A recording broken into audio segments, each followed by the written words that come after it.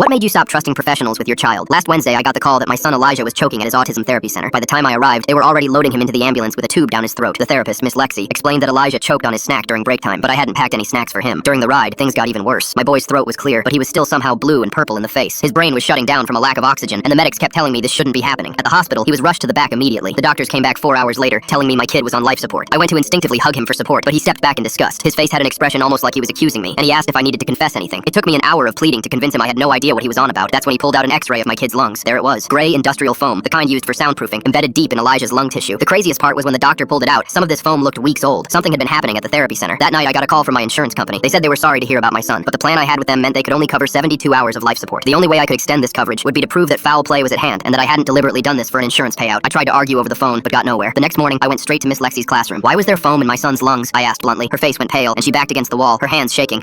Sometimes their sensory toys break, she started stammering. This was soundproofing foam, not sensory toy foam, I responded. She stuttered something about talking to the director and excused herself for a meeting. There were other parents in the classroom dropping their kids off, and I saw fear in some of their eyes too. In the parking lot, one of the parents, Jennifer, stopped me. Is Elijah okay? My son Billy told me something yesterday. She looked around nervously. Billy says Miss Lexi brings foam blocks in her bag and takes some kids to the back room, but only the kids who stim go with her. My face went white. My son rocks and hums constantly. It's how he self-soothes. Billy says he hears crying from that room. The crying stops, but the kids don't come out for another 20 minutes. I felt sick. Another parent, Robert, overheard and joined us. My son Max came home gagging last week. Miss Lexi said he ate too fast at snack time, but Max said he never got snacks. He's been refusing to go to therapy. He won't tell me why. He just screams. I stormed back into the therapy center immediately and demanded to see the security footage from the quiet room. The director, Mrs. Wilson, folded her hands on her desk. I'm afraid that camera has been broken for months. How convenient. The room where Miss Lexi puts our kids through who knows what. The camera is broken. Mrs. Wilson shot up like she was offended. Miss Lexi is our most experienced therapist. You're overreacting to an unfortunate accident. Accident? There's old foam in my son's lungs, I yelled. She stood up. Without proof, your son just ate some foam. His kind aren't the brightest anyway. I suggest you take a look at your own parenting and maybe you'll find a pattern. Now leave before I call security. I flipped her off on my way out. 30 minutes later, I was in my car making the 90-minute drive to the state licensing board. When I got there, the woman at the desk barely looked at me. She told me to file a complaint online and I'd get a response in 6 to 8 weeks. I told her I had 3 days until they took my son off life support, and she told me to take it up with law enforcement, so I did. I made the 90-minute drive back, but Mrs. Wilson had gotten to the station before me. I saw her walking out and flashing me a grin. When I complained to the officer, he redirected me to the lady Mrs. Wilson spoke to. We know what you're doing here. I kindly suggest you leave before we put you in handcuffs for professional harassment and child endangerment. My jaw dropped. As I walked back to my car, I realized if the law wasn't going to help save my son, then screw the law. I called my best friend Jacob, who was studying law, and told him I need a favor. I need you to scare the truth out of her. That same evening, Jacob and I arrived at Miss Lexi's house with Jacob wearing his best suit, carrying a briefcase, looking like a high-powered attorney. She went pale as soon as she opened the door. Miss Lexi, I represent the Garner family. We need to discuss your options before criminal charges are filed. We stepped into her house. Her words came out broken. Cry criminal charges? Watching her face drop more and more was priceless. But Jacob didn't even directly respond. Instead, he started speaking in legal jargon that she didn't understand. By the time he was done, she understood one thing. 25 years minimum. That final sentence was all it took. Her knees buckled and she started chugging water. Actually choked on it before managing to compose herself, which was great irony. But Jacob wasn't done. Your husband is an educator. He will lose his job. His life will be ruined. Your kids will grow up hating you, wondering why mommy tortured children. Miss Lexi was sobbing now, curled on the floor. Please, Jacob pulled out his phone. I call the DA, or you can tell me exactly what you've been doing to these children. Full story on channel linked below.